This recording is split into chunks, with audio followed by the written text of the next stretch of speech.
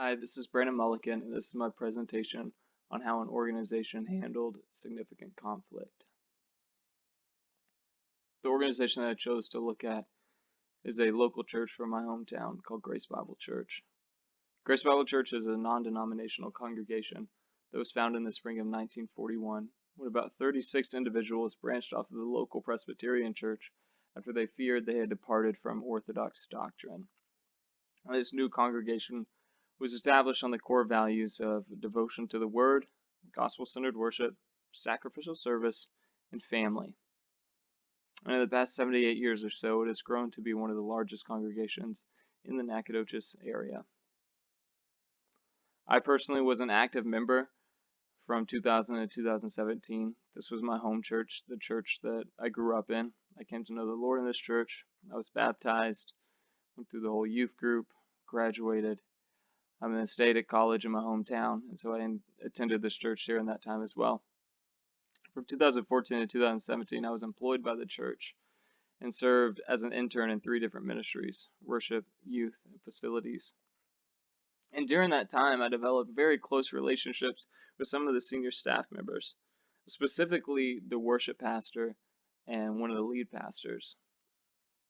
They began to disciple me in very many ways and continue to do so today.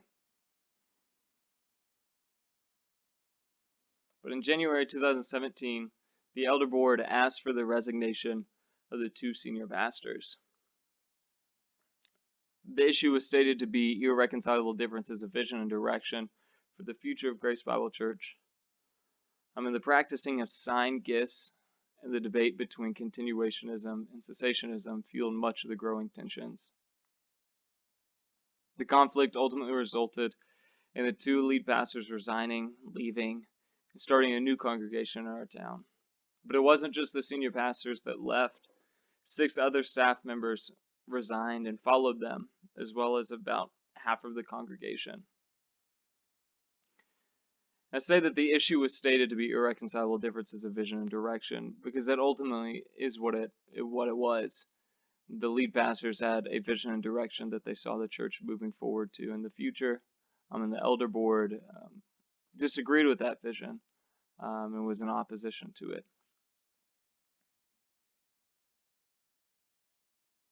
The conflict wasn't anything new, though, although it came as a surprise to a lot of congregants and a lot of us within the church. It had been going on for several years. As time goes on, unmanaged conflict intensifies, and you have to meet the resolution or else the conflict will just continue to grow. And this can be best seen through the phenomenon of the spiral of unmanaged conflict, where it starts off small, but if that conflict isn't addressed or it's not managed, as time goes on, it will grow, it'll increase. It can kind of spiral out of control until that resolution is met, also making the resolution more and more dramatic as time goes on. Now, looking at the internal sources of conflict, I think that's what contributed to this mainly. Grace Bible Church has been established on a corporate model of church organizational structure, which means at the top of the senior leadership is the elder board. This is coming straight from the church's constitution. It says governing powers are granted to the church elder council with the advice and consent of the members of the church. And this gives the power to the elder council to make the executive decisions for the vision and direction of the church, even hiring and firing of lead pastors. And the growing tensions among the staff and the lead pastors and the elder board about church direction made a resolution difficult. And because of the structure that they had, the elder board ultimately made the decision to handle the conflict the way they did by having the lead pastors resign. But it wasn't just internal sources of conflict that contributed to it. There were external sources to be considered. While the leadership found it difficult to come to agreements, some concerns about practices were being made among congregants. There was a group of individuals at the time that were interested in practicing more charismatic forms of worship. and wanted to interact with that. And that made some members of the church a little weary, made some members of the elder board a little weary, as this was kind of departing from the traditions of the church. And this external pressure from prominent members contributed to the overall resolution that was made. It contributed to the pastors being asked to resign. And this was ultimately a structural form of conflict. Now, the nature of this conflict was structural. It was based on the working mechanics of the organization. The established leadership structures were being challenged and contended, meaning that the structure of the organization was based on that corporate model where the elder board was at top and the staff was below them. But if the staff, and specifically the lead pastors, had a vision and direction that was in opposition to the elder board, well, then conflict is going to arise. And structural conflict must be directly addressed, or it runs the risk of recurrence. Since it's based on the structural makeup of the organization, if you do not address the conflict, it won't just go away. You have to directly address the issue at hand, or else it will continue to happen, which we saw years leading up to this event. And the needs and interests of the lead pastors was in direct opposition to the elder board due to the organizational structure. And the senior leadership wanted to see the organization transform into something with new direction and vision, but ultimately their efforts failed. And we can refer to Cotter's 8 steps to change and see where these efforts failed, and where they met these pitfalls. They failed to form a powerful guiding coalition, which is always important for any change or transformation. You have to have powerful voices, guiding voices to push the change forward. And if the senior pastors and the senior leadership did not have the elder board on board with their new vision and new direction, well, then there's always going to be contention. There's always going to be resistance. They also failed to communicate the vision. It was never really clear what the senior leadership or the lead pastors saw for the direction of the church.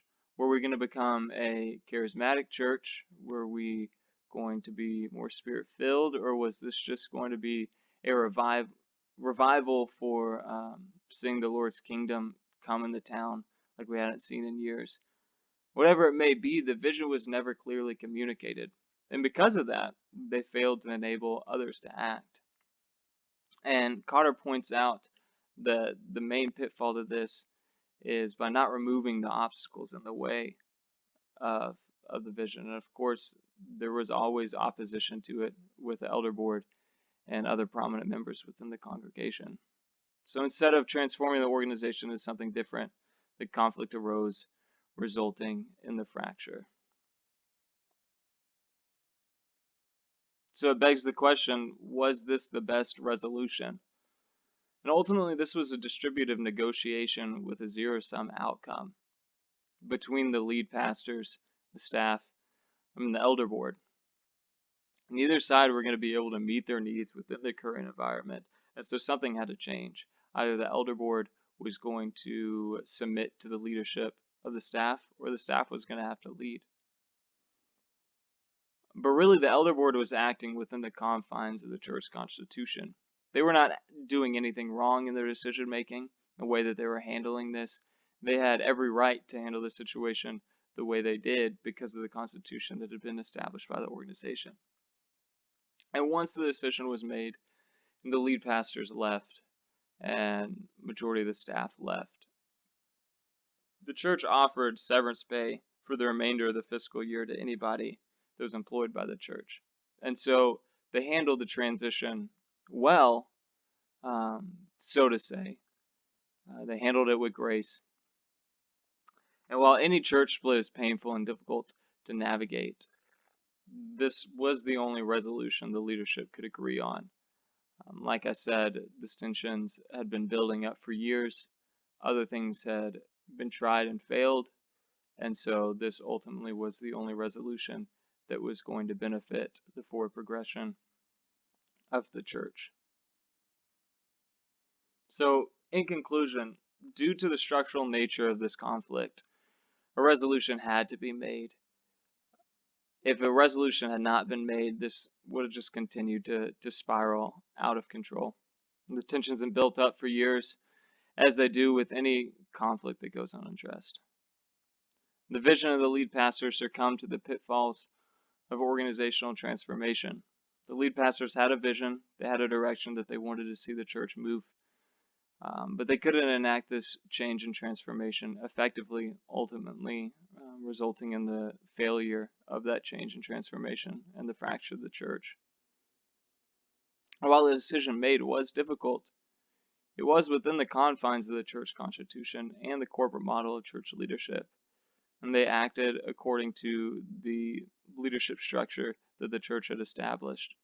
While it was painful and difficult at the time, both congregations now have kind of gotten through the growing pains of the split and are seeing incredible things happen within their church and within our little city.